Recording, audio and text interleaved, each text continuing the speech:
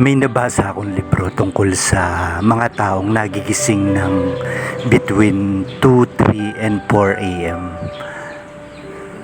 Kanina nagising ako bago pa mag 3 a.m. At sabi dun sa libro, kapag ka daw nagigising ka ng ganong oras, especially kapag 3 a.m., merong ipinapahiwatig sa iyo si Lord o ang universe. Depende kung ano yung pinapaniwalaan mo sa buhay. Ako kasi firm believer ako ni God. Although hindi ako religious na tao, pero meron akong malalim na faith kay Lord deep inside. Nakikipag-usap ako sa Kanya alone. Hindi ako madalas sa simbahan, hindi din ako madalas sa mga pag-attend ng mga religious gatherings, pero firm believer ako ni Lord. Kaya sa case ko, sasabihin kong si Lord yung nakikipag-usap sa'yo kapag ganitong oras kang nagigising based doon sa nabasa ko mismo sa libro. At kaya ka daw ginigising ng ganong oras kasi yun yung kung saan active yung mind mo para makipag-usap sa isang infinite intelligence.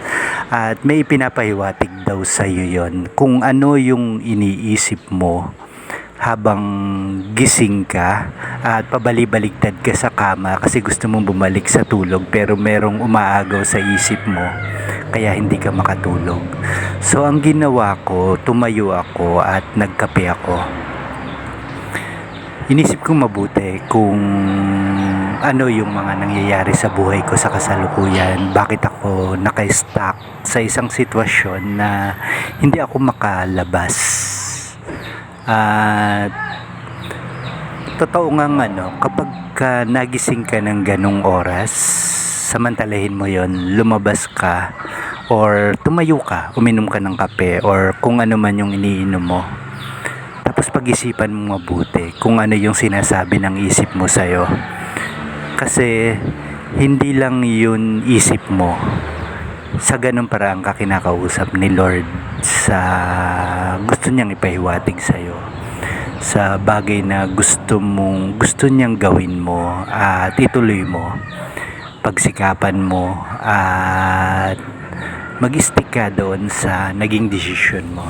Kailangan mo maging consistent, kailangan mong mag-stick doon sa kung ano yung ipinapahiwatig niya sa'yo na gawin mo. Kasi hindi siya magiging madali, pero posible siya. Hindi siya magiging magang, pero may malaki siyang idudulot na pagbabago sa buhay mo. It doesn't mean na tungkol lang yun sa mga pangarap mo sa buhay.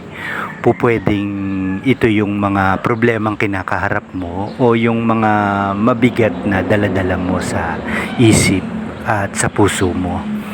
At nagpapahiwatig siya ng solusyon doon sa mga kinakaharap mong problema.